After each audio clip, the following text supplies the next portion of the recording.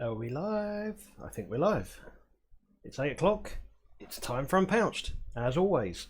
And you've just got me today again, if that's not too much of a disappointment for those of you watching.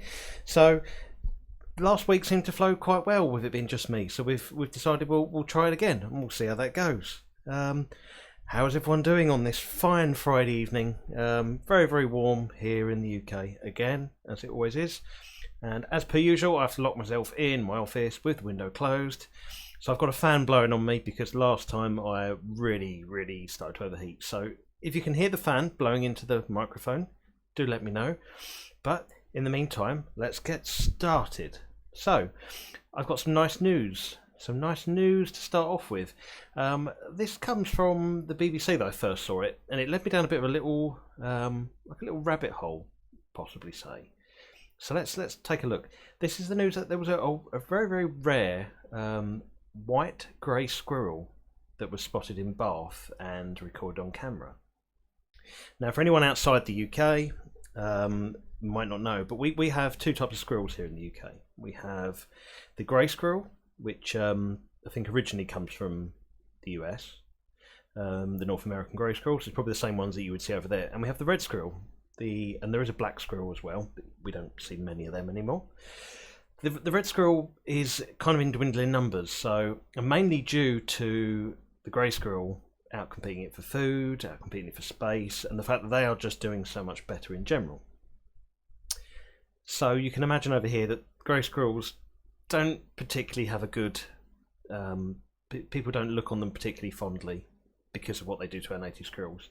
But this kind of blew my mind. So let's take a look. I've got a video to show everyone. You might find this interesting.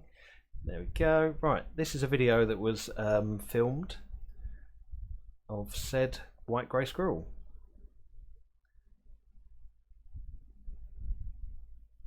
Not particularly clear.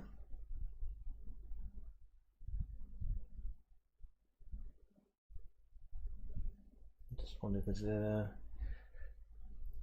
not a particularly good close-up of that, but I can do one better. So give me a moment. I've got a lovely picture that I found of what this particular squirrel looks like. There we go. Now, what's striking and odd about this, and this is what got me initially interested in this, and a little bit sort of started to descend down this rabbit hole as such, is that it's got black eyes, it's not got red eyes. And I thought instantly, well, I assumed it was an albino. I thought, oh, but this isn't. This can't be. Albinos have red eyes, and they don't if they've got black eyes. So I started looking, why has this got black eyes? Is it some sort of other genetic? And it's actually a genetic problem I've not ever seen before, heard of before, called leucism.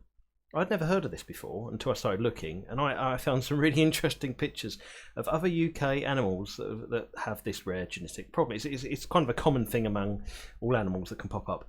It's not something that can be easily bred for either, from what I could see. Seems very interesting, but yeah, unlike albinos, it causes black eyes rather than red eyes, and it can cause a bit of variation in the coat. So whereas albinos would have a completely white coat, albinos would have a completely white coat. The animals that suffer from leucism can have various shades of normal colour alongside, so it basically damages a certain pigment. So I've got some interesting pictures. So these are some random animals that I found that have suffered from, I think there are a few albinos in here as well, but some of these are suffering from leucism. So this is a blackbird, which has also got leucism, which is rather cool because normally you'd expect them to be black. We have a goldfinch. How pretty is that? A goldfinch with leucism. This is an actual albino, but this is a starling, one of my favourite birds. This is breathtaking. This is I think this is an albino. No, this is leucism as well. This is a peacock with leucism. So how strange is that? The next one we've got, no, that's not. I've got a robin. Have a look at this. So it's managed to maintain some of its red colour, but it's also got these white. Absolutely stunning. Absolutely amazing. I can't remember if that's the only picture I've got. Bear with us. No, I've got one other picture for you. Have a look at this. That's a badger with leucism. Really, really unusual. I've never seen. So this isn't albino. This is a leucism badger. It actually looks like it's got kind of reddy eyes there. But the article I found this on said specifically it was leucism as well. So yeah, this led me down a bit of an interesting rabbit hole. I thought I would share that as it seemed rather interesting. So I was going to do rats around the world today, and I started reading about a rat that I kind of like the name of, called Rattus burrus, which has a rather obscure name of the nonsense rat. I could find, again, so little information, and after the disappointment that I was unable to find any information about the rat we did last time, I decided that maybe I shouldn't go into too much depth. But if you're interested in kind of a bit of a laugh, have a look, because yeah, there's a rat called the nonsense rat. Thus, I assumed it just pulled a face like that, like I'm not taking no nonsense. So I thought we could move on to some of the more interesting topics I'd lined up today. So I've got two interesting things I want to talk about. First one is to go through one of our most asked questions, one of the stuff that I tend to get the most questions around, or we get as a society the most questions, and that's the rules around keeping pouch rats in the US. And they are complex, but I thought we could take a quick skim through them, and I can point you to some of the documentation that we've written and we've produced and some of the rules. And the second thing I thought we could go through is looking at some of the things around keeping pairs of males together, pairs of females together, whether to keep males and females together, what's kind of best practice here. Again, this is a kind of a topic that's come up on our Facebook group, and I thought perfect opportunity to discuss, to have a little talk, to sort of just share the conclusions we've come to. But let's start with the rules about rats in the US. This really does get into a bit of a complicated subject. From the history that we looked up, a lot of people refer back to when they were banned initially due to them escaping in Florida. And that does seem to be the catalyst as such that set this off. But there was a couple of rules around various states that had the same issue. So when we started researching this to try and put it into some decent order, some decent documentation on the rules, just to make it clearer, there was kind of two parts to it. So the first part was around what are countrywide rules in the US. So there's a lot of rules around importation, customs rules, and then there's a lot of other stateside rules that take precedence over them in certain ways, and they all have to factor in around this. Now, as most people know, the main rules, so the main countryside rules around customs, is that the import of these animals is entirely banned unless they are for research purposes or for education purposes.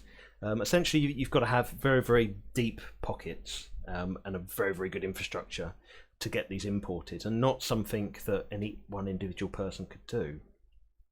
Now, this isn't uncommon. This is not an uncommon rule, and this isn't necessarily the US being very, very strict on this, because even here in the UK, moving animals from the EU was, up until I imagine recently, quite an easy affair due to the rules around transportation of animals across the channel.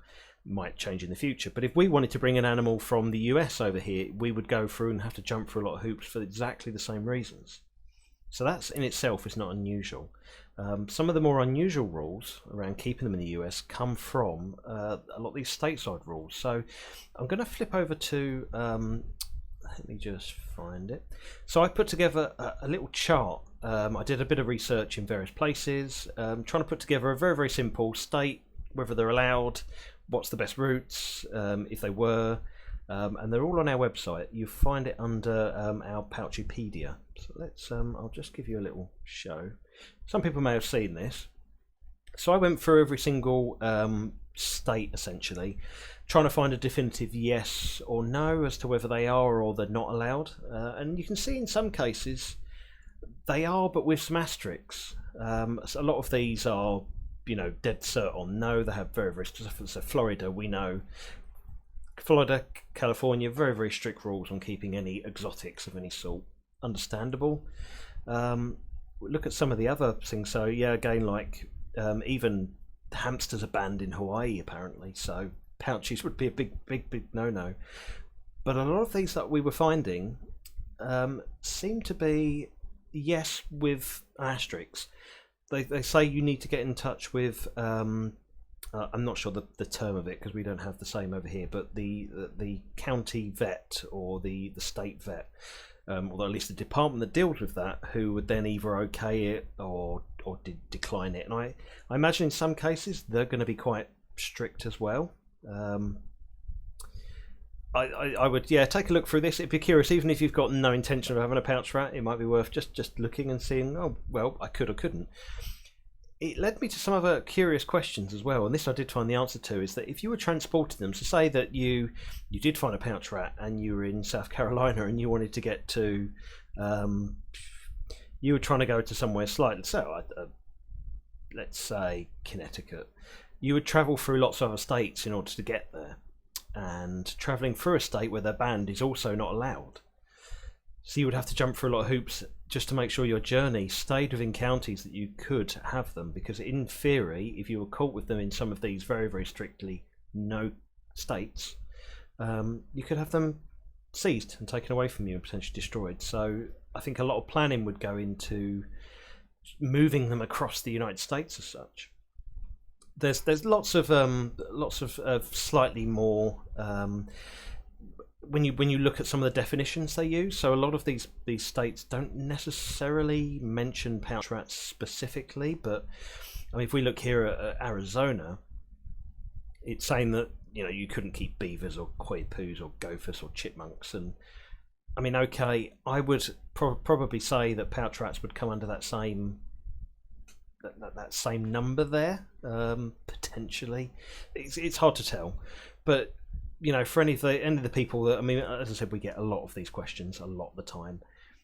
Have a look at this, see whether it's a definitive yes or no on in your state. I've got a couple of links. So if I could find links to specific states' websites, there's actually not that many, is there? Have a look, see whether you can get a bit more information. I don't quite know how you get around the part 1. So this is the write-up we did around country law and import law, and you can see that there's a lot of stuff around domestic and exotics. Importing what they classify as a domestic is easier, I believe. Importing of something they class as an exotic is hard, and they really don't go into a lot of detail about how you define an exotic versus a domesticated animal. I think there's a point here I made. I can't exactly find it now. Same where animals that have been trained or are able to come to. This was a specific one I found that if they were animals that had been trained or would come on command, then that was classified as domesticated. Now, as anyone who knows, like our rats, they are sort of trained in some ways, and they do tend to come on command. So a real hard thing to define. Do they class as domesticated? Are they classed as an exotic? But the rules are a little bit confusing. But we've tried to document as much as we can in this. Take a look through it. Have a little read through if you've not seen it before. I think for anyone who's desperately seeking answers to whether they can and can't, you might find some of your answers here. What we can't help with, and what we really struggle to answer the most questions on, is where you would even begin to get them. I believe that when they were initially blanket banned across the US at some point or another, a lot of people either got rid or didn't want to breed anymore, and it left it so that the pool of such breeders dropped dramatically, if there even was a decent number in the first place. So if anyone does come across any breeds in the US, we would be really fascinated to hear from you and hear from them potentially. But as far as we're aware, there's not any breeders, and getting them into the UK to even start a decent breeding program would be hugely expensive. I mean, we were looking at options. I mean, it is feasible to get 1 or 2 over there, but that's not enough to sustain a decent breeding program. Same problems we've struggled with over here. I guess you'd want to look at, well, quite a number spread across to even have a chance of developing a line, or at least a good quality line. But hey ho. thought that'd be fairly interesting. If any other questions around keeping the US comes up, pop it in the chat. I'm sure my partner in crime would love to try and answer them, as she's live on the chat at the moment, or if not, I can try and answer them at the end. The next thing I was going to talk about today, let's come back to me. Hey, it's me again. Right, the next thing I wanted to talk about. This was something recently that came up on our Facebook group, and it has come up a couple of times. This isn't the first time. This was around keeping males, females together, males and males together, or females to females. It's almost like a second question that we get asked a lot is, do I need a pair? Can I keep just one solitary? Can I keep a male and female? Hopefully this maybe answers some of them questions, because we've been doing our own research for quite some time on this subject, because I mean our aim is to try and keep these guys as happy as possible, and that kind of means replicating as best as we can the way they live in nature. So I stumbled across a paper, or at least a part of a paper, that was put together by Ross Cooper, Dr. Ross Cooper, talking about what he had observed, or what had been observed by other people within the way they live in the wild. And it kind of sheds a bit of confusion over, so the general precedence that had been going for quite some time was that you shouldn't keep a female and a female together, because they will fight, and they'll fight to the point that one of them is badly injured. And I have heard the same thing said about males and males, mainly that you go to should be either kept on their own or with a male and a female. But this paper kind of shows, so I'm going to read a couple of bits from this, because this was quite fascinating. I'd not read all of this before, but it's interesting. So this was talking about so the pouch rats in the wild, and how they live in a matriarchal system. The paper, so there have been observations of colonies numbering up to 35 individuals, most of which were female, oddly, living in old termite mounds or burrows, each having several bolt holes. So I'm assuming, like with most colonies, you'd have a rather large section in the middle with lots and lots of outspurts coming at the side. And if the observation was that if there would be a dominant female at the top, so this would be your alpha female, not particularly uncommon for a lot of species, and if that female was to be killed, one of the other females, which would generally be sisters of her, or potentially siblings, children rather, siblings or children, would take over that role as alpha female. The observation was made that the females would react to the cries of the babies that the alpha female was having. So I'm kind of reading this a bit backwards, because I think it was kind of written in a bit of a backwards way.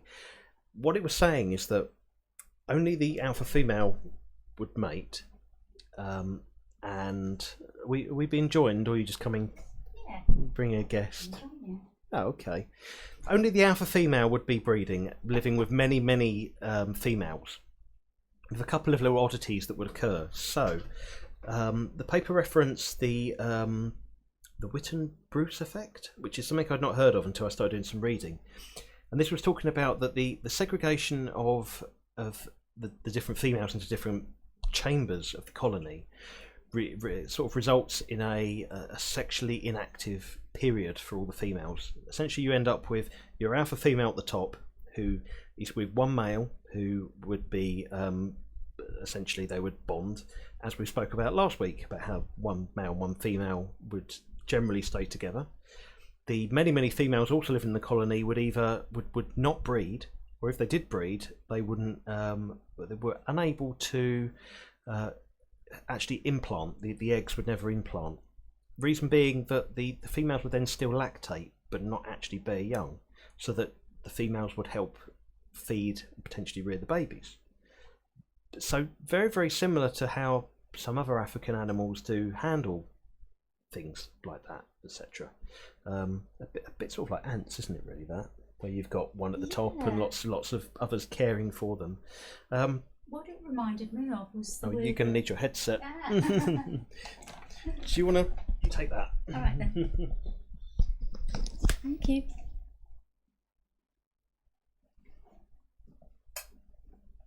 Shuffling your chair over. Well, you're on. You can talk. What it reminded me of reading through it was the way that naked mole rats colonise. They've got a very similar system. It's probably a lot more complex as well because there's a lot more of them. But I mean, we've observed that with Bob and Lolo living together, she seems to be very much in charge of whether they mate or not. There does seem to be some element of that. He will try and she'll push him away if she's not ready for babies or she doesn't want them or doesn't want him. We've watched it happen. It's not like, you know, the usual structure with fancy rats where you stick them together and 3 weeks later, magic, you got babies. Oh yeah. I mean, they're breeding, quite hard to breed. The breeding intricacies of this seem a lot different compared to the fancy rats. But it was, yeah, I mean, reading through this was rather odd. Just the fact that they do, you know, the females live in these huge colonies. And I have previously read, I couldn't actually find the paper I'd read. Maybe that's one I'll dig out for next week. But this was talking about what the males are doing at the time. So the males were almost living as little groups, weren't they? Mm-hmm. Smaller groups than the females, a bit more mobile, and they would be trying to get themselves into a colony. And if they did, they'd potentially stay with the female and have all the babies. Mm. Yeah, they're monogamous. Yeah. When a pair bond, they actually bond for life to the exclusion of all other rats. Yes. Which is really interesting because it's another profound difference in the way that they behave. There's a sad edge to this, though, isn't there? That I was saying to you earlier. A sad part of this I found. So the same research that was done on these in the wild found that they were very, very sociable. The females all got on fine. And they were all related. That's what I've always said all along, and I think what the new sort of precedence is becoming is that if they're related, it's easier, and almost the more of them you've got, the easier that is as well.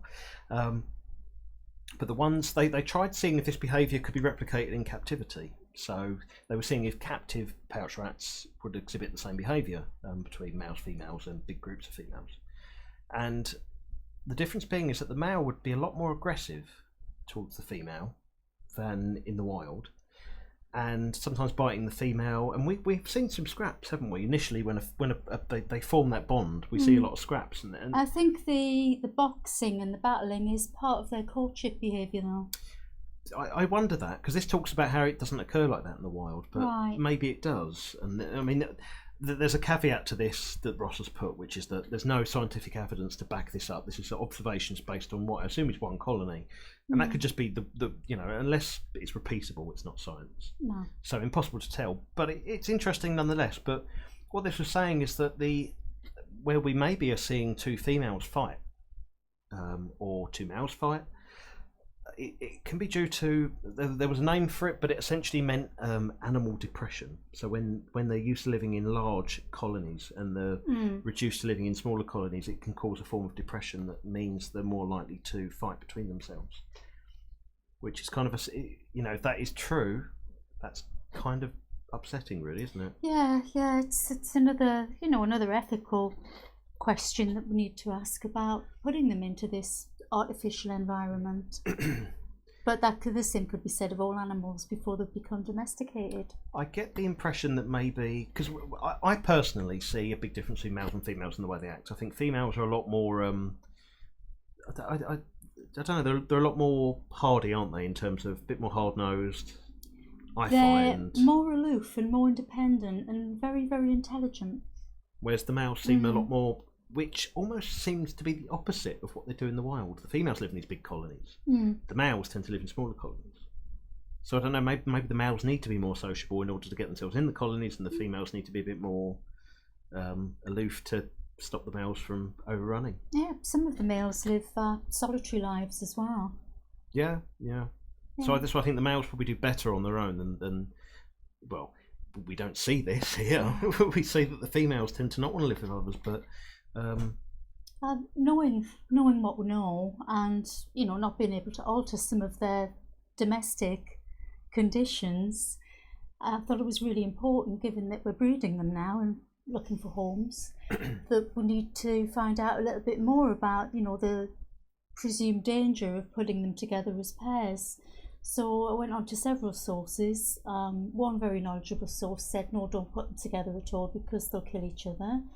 And so I thought we'd better really look into this, because it's a huge responsibility if people are asking for advice. Looked on the UnPouched website, because we've seen firsthand, we were lucky enough to see firsthand where they lived and where they kept them. Well, they keep them in large colonies. They keep, yeah, and they do keep siblings together, they keep mums and daughters together, and there's not a problem, but they are a subspecies, they are a slightly different species, and that could really sway the balance. Another breeder that we really know and trust said yes, they can be kept together, and showed me photos to prove that, I guess. And another breeder sort of met halfway, which I quite like the idea of. She said if you want to keep two females together, have them spayed when it's time, and then there won't be the territorial arguments over who's going to have all the babies. I think all of this outlines one key thing, which is we still don't know. No. We still don't know, even after all this time, we still don't know. I think what it also outlines, and this is so important, and in the fancy rat community certainly, people have a general rule for things, and then they've got room for diversity as well. There's lots of different ways to keep rats, and lots of different ways to, you know, try out things that you feel confident enough to do. I think with the right experience and the right time, trying out things that could ultimately lead to some benefit is not a bad thing. No. It's I'm a real fond believer in, especially when it comes to animal psychology, that things have to be repeatable, they have to be documented for them to be classed as gospel. Otherwise they are essentially just a rumour. Yeah. And this goes the same, even when it comes to fancy rats, there's still things that people can't agree on, and they've been kept for hundreds of years. Exactly, yeah. And the amount of knowledge that we've gained in the last 2-3 years since getting Arthur has been phenomenal. I never thought that we'd be sat here, you know, 2.5 years from getting Arthur doing this. That was never the outset. We had Arthur neutered when he was 6 months old. I think certainly the caveat is that it doesn't matter how much we or anyone else thinks they know, something could always turn up and completely change the game. They will always surprise you, and they can turn on a penny. They can, because no two are the same. You could have a pair living together for years and find them fighting. It's like trying to say how humans interact socially. It's like, yes, generally speaking, we all like to be together, but humans are pretty good at killing each other as well. What I thought I would do anyway is introduce the guest of the week. Yes, guest of the week. Everyone loves guest of the week, don't they? We don't do enough guest of the week. Actually, Tetra's not really complying with being a guest, so I'll show him to you quickly. There he is. You want to move him out of the way of the lovely chap? There he is. Isn't he gorgeous? Yes, you are. So he's the last of our three. Yeah, he's already got a home to go to, but his owner's doing some really incredible charity work abroad for a couple of weeks. So we're hanging on to you, aren't we? As best we can, because he's very lively. And he's 8 weeks old now. Absolutely gorgeous. Absolutely This lovely. is going to be a good test to see whether, because he does enjoy being here, and he does sit there and snuggle with us for night. If he goes off to his home and there's no problems, then it kind of shows this whole that they can potentially bond if they don't go early enough to be wrong. It's another thing that I think's been accepted for quite a while. Yeah, there were people saying that they should leave their mother at 3 weeks and be bottle fed in order for them to bond, and it just seems cruel. The only thing that I think has been a benefit, this is what we've done both times now, both babies, is match them up with another adult to live with. Yeah. Because I think fear is what's going to make them unhandleable, and if they're not living with another rat, they don't know if they're doing the right thing, the wrong thing, if they should be scared, and they're just going to hide. It is really good for them to learn literally how to be a rat. Yeah, and he's been living with V. V loves him, grooms him, looks after him. I think she thinks she's his mum. Oh, she's going to be a beautiful little mother when the time comes for her. Yeah, absolutely, no doubt. She's great. And there'll be a time. Oh, you're scratching me. He's a bit scrabbly today. You're scratching me. Yes. Yeah. So we've kind of done a bit of a both. Claire jumped in halfway through today's live stream. I'm curious from anyone watching. Do you prefer me and Claire? Do you prefer just me? Do I waffle on a bit on my own? Yeah.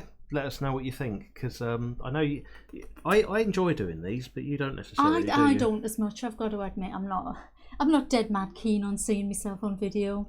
No, whereas I can do it because I like the end result, which is that everyone gets to watch and everyone gets to see you. Oh, not me. I'm a man of the YouTube era. Yeah, and, you are. And I'm not. It's. Oh, you're licking me. Oh, that's nice. I like knowing that this is down on paper as such. You know, the information is never going to get lost. No. Because so much of it's so easily to get lost. No, and forgotten. It's really valuable that we can be that somebody that was out there that we just never had. Yeah. First. Exactly. Yeah. I am working on a video. I kind of did today's talking about the rules in the US, mainly because I'm trying to get a video done around a nice, well polished video, but they take so long to do, especially when it's just me doing it. And my video editing skills I'm a perfectionist, so they have to look good, but my video editing skills are not great, so it takes me so long to do them. So I am slowly working on one which might make the rules a bit easier than having to constantly read through the website. Don't be a pest. I've got a couple others that I want to try and do, but we'll have to keep trying to come up with ideas and get more videos up. Yeah, we will. We'll get there. We pass them through. So if we have ideas for videos, we pass them through to the committee. The committee sign off on them, saying that yeah, that's right. We have to make sure the committee feed into the information that goes in it to make sure it's correct and it's right, and we're not saying the wrong thing. And there's a lot involved, isn't there? There is, yeah. And in 2 weeks' time, there's a possibility, we're not absolutely sure, but there might be some more baby news. And this time, it may be a German-Dutch collaboration, something a little bit different. That is true. Jury's still out on that, isn't it? Yeah. All I know is that Alice has been very friendly, and that's really not like Alice at all. Alice is not, yeah, she's not. She's very aloof normally. Yeah, she's lovely. She's very sweet. She'd really rather not sometimes, and she's been like in your face. So well, her and Gus they've done so well now that they're together. They've properly bonded, haven't they? Yeah, from the off, straight away. From Gus being pouchy that wouldn't even come out of his house. Just he'd come out for food, but he'd stretch his head out, wouldn't he? Train his head out for food and come back in. Yeah. To now, like running around, climbing up the bars. He's happy, and he comes out, has a run around, goes and has a sniff of Lolo, thinks he's the main man. And doesn't this feed into what we were saying earlier about the whole where you'd have an alpha female because it makes her feel good? She says, "Well, I must be the alpha." Yeah, she is. Yeah, but it's the social setup that's so important to them. And yeah, there are risks. That nothing is without risk, but if we can document things and carry on researching and help people to make informed choices, that risk will be minimised. It can't be eliminated. No, they're animals. It can't. And it's also. I'd fight with you. Oh yeah, well I hate you most of the time. It's making sure they go to the right homes. That's we were trying to down to the confidence of the previous litters that we've had. Yeah. They've gone to people we know, people we trust. So there's been less worry for us about them going to the right homes. But this is obviously going to change in the future. Oh, bless him. And. When you start putting, I mean, anyone who's ever sold any sort of animals, when you start putting out, like, we've got babies coming, who's interested, you'll get inundated with loads of people, and maybe 5% of them will be suitable, but it's not necessarily that they're bad people, they just don't know they're not suitable. It's your job as the breeder and as someone who understands the animals to pass on, to vet them, to ask the right questions, and to be able to tell them you're not suitable because of A, B and C. And then let them down gently and not upset them. We've not had the need as such because the ones that we've had have gone to friends. People who have owned them before, people that we know. The difficulty will be when we'll have to start thinking carefully, and that's coming soon, about applications. Yeah. About forms, about getting things down on paper. It's another thing amongst all the various projects that I run, as well as work, as long as everything else, writing up some application forms. Yeah. And we'll probably do some on the website that you fill in, and rather than wasting your time, as you fill the application form in, it will tell you whether there's something you filled in that doesn't really match up. We kind of did a quiz, didn't we, a while back, that gave you kind of a rough... Don't do that. Kind of gave you a rough buttons, score. Look. You still create your buttons. Yeah, he is. It's brand new. Oh, ow. Your claws. Bless him. Pain in the bum. It's very hot and sweaty in here, isn't it? It gets really hot and sweaty in here. Yeah. Is that what it is, mister? Is that what it is? You don't like it? Oh, he's gone. Well, they come from a bit of a quiet. hot and sweaty place. They do, they do. Tetra is lovely. He is an absolutely lovely little man. But he's been a bit of work to get, like, not tame. I wouldn't say that he wasn't tame, but he was a bit more scrabbly than the others, wasn't he? And wasn't as Yeah, he was. confident being picked up. Yeah, Cordial is just like a silly bag of jelly. He was really easy, but Well, the you other can see two, that way it a works. little bit can't more you? work. Yeah. Kojo and Floki very, very confident from the get-go, really. Whereas, I mean, Sally was... It's really hard to tell how Sally was. She was so ill. Well, I mean, that could be a topic for the next 2 weeks, on how we feel Sally is different from the others, having had that experience. Well, yeah. Because she's showing traits now that would suggest, actually, that her neurological development's a bit odd. We've had behaviour. we've had a couple of questions. Maybe we'll go into that detail next time. Yeah, we can do that. Around whether there's something else going on with her. I'd be happy to sort of do that from a perspective as a teacher of people with additional needs and a mother of a son with autism. I think that could all tie in quite nicely. Because the way she acts, I would potentially say she has something like ADHD in the way that she's. She is not normally wired up at all.